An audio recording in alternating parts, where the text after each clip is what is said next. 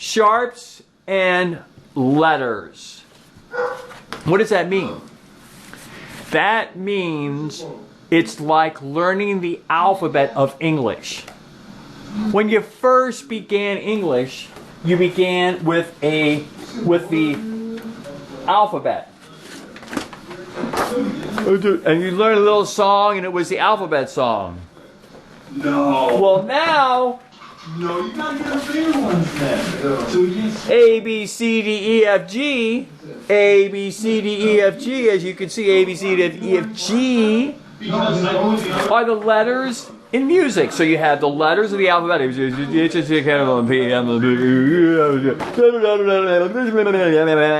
And Z on the alphabet side, on the English side. And on the music side, you have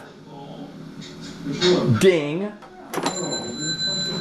You have the letters. How many letters are there? You would think only 7, right? A, B, C, D, F, G, as I just said. A, B, C, F, G. No!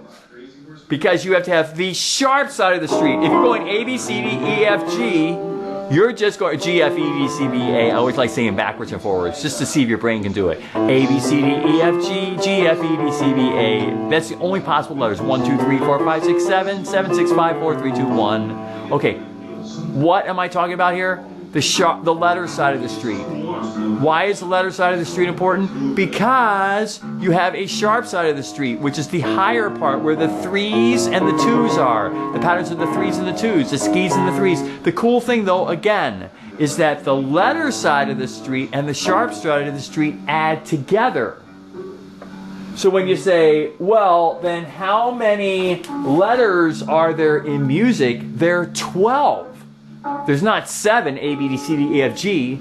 There's also C sharp, D sharp, which is the 2 notes that are located, as I call the skis, as a 2, and F sharp, G sharp, A sharp, which are what are located as the 3s, and I always refer to them as the 3s. But just to rhyme with 3, I call the 2s the skis, because they're like skis, a pair of skis, right? So there's skis and the skis and the skis and the skis, because you look at the keyboard through the sharps.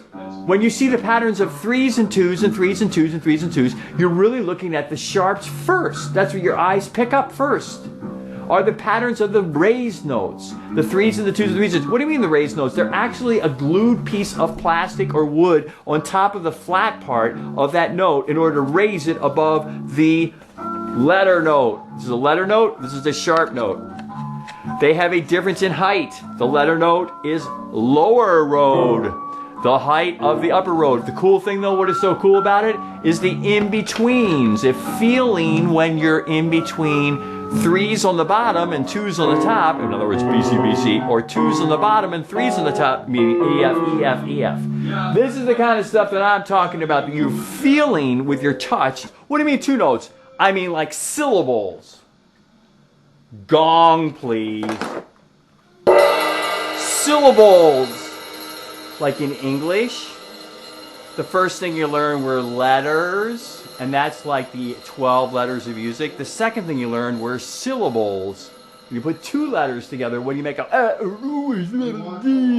la? And that's how you get syllables.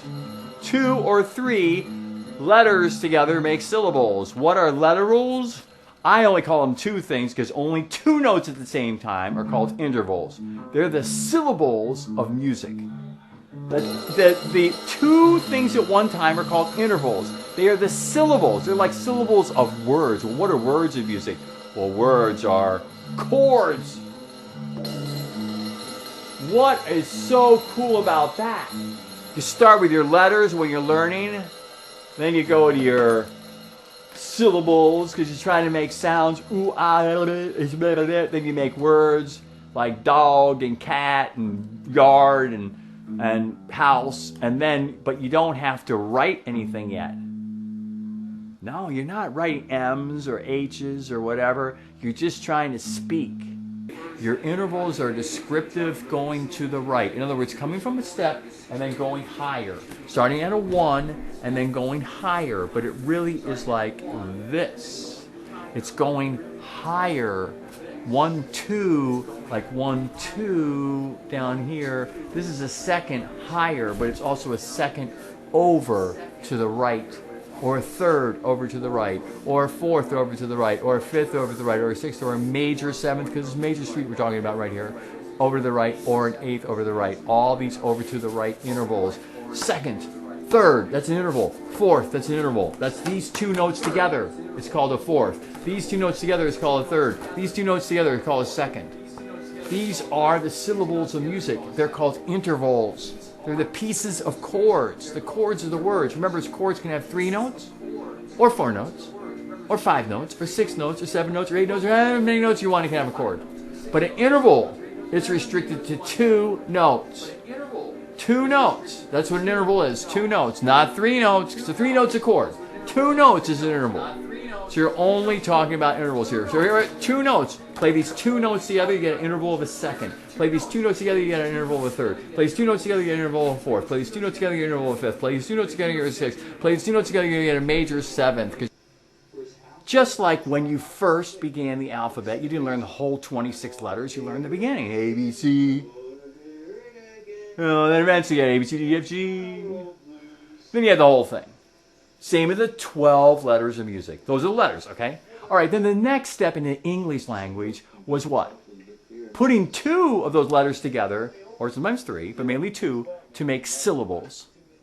Ooh, ah, li, sla. Well, I don't know. It's st, it, you, oi, whatever. You know, all these different things. That kind of stuff. Hold on. All right, hold on. All right, so, hold on. Your interval feels whatever you're talking about, and you kind of get used to them, and then you can reach and you can get them all the time. Just like you did with syllables. All of a sudden you could say la, or to, or to, or je, or whatever, all those different syllables. Then there was 3-letter syllables. But anyways, what happened? Those syllables then became words. In the English language. But if you didn't learn the letters first and then the syllables, and a lot of the people say that they really forgot, and that's why they're not good readers, is they really forgot the whole phonics syllable section of learning English. In fact, a lot of the great methods take you right back to that time and relearn that. So anyway, going back to this comparison between music and learning music versus learning English when you learn how to read, the first thing you did was you put these syllables together and you made words. But you had to know the syllables first, especially how to spell and then read. You had to know the syllables first. Just like in music, before you make a chord, which is like a word in music, you need to know the intervals. Yes. People jump right to the chord. They, all the time in their brains, they're always like, oh, here's 3, here's 4, here's 5 notes, here, right away jumping to the chord. I'm like, whoa. For one thing, do you know all your letters? Think about it. Some people don't know all their letters. Can you say just all the sharp letters backwards, like starting with A sharp, without even looking at the keyboard? Just, I can't even do that fast, but like it'd be A sharp, just going backwards. A sharp, G sharp, F sharp, D sharp, C sharp, A sharp, and then go backwards, go the other way. C sharp, D sharp, F sharp, G sharp, A sharp. Can you just say them? Just try to say sharp after, like hashtag you say, but just sharp. Say sharp, which represents the side. Just like you go A, B, C, D, E, F, G, can you go G, F, E, D, C, B, A? Can you go backwards and forwards with the letter side? My point is this. If you know your letters first, just like you know the alphabet first, you're done step 1. Second step, do you know your intervals? Just like do you know your syllables in music, but do you know your intervals in music? There's 12 of them. Maybe I have a lot of time left to practice anyway and have some fun with intervals, which I want to do, and I really want to play them into chords. It's the whole thing. Progressing from this interval syllable thing when we were learning as a child to go sh or te or land or whatever to make words like lead or Jane or Bill or whatever we were doing, or dog or cat or hill or whatever those rhyming rules were, all those different words. Also, we learned how to take syllables and break into words of 2 or 3 syllables, and then there would be like 2 syllables next to each other, and you get a 2-syllable word, ding dong, whatever. And those echo in the back. Those echoes, are intervals that were played over and over again, distancing themselves from each other. Were repeated pictures that you saw over and over and over and over and over and over and over and over, because they stay the same. Because intervals are syllables. They're the syllables of the words. The words are the chords. The syllables are the things that you learned before you made words, like sla or ah or oo or slot or tot or tu or king or wang or blan or slang or tang or poo or le or slee or ta or lu iti or le or well, all those things you learned as syllables, which are just the things like you learned intervals in music, make chords. A chord is 3 things, or 4 things, or 5 things, or 6 things, or 7 things, or 8 things at the same time, or broken. In other words, like played all at the same time, or broken. Broken. You know, same time, broken. How come this is not on? This should be on. An interval is like a syllable in a word. An interval is a syllable. An interval is a syllable. An interval is a syllable. An interval is a syllable. An interval is a syllable. An interval is a syllable. An interval is a syllable. An interval is a syllable. An interval is a syllable. An interval is a syllable. An interval is a syllable. And you know what else? Many syllables like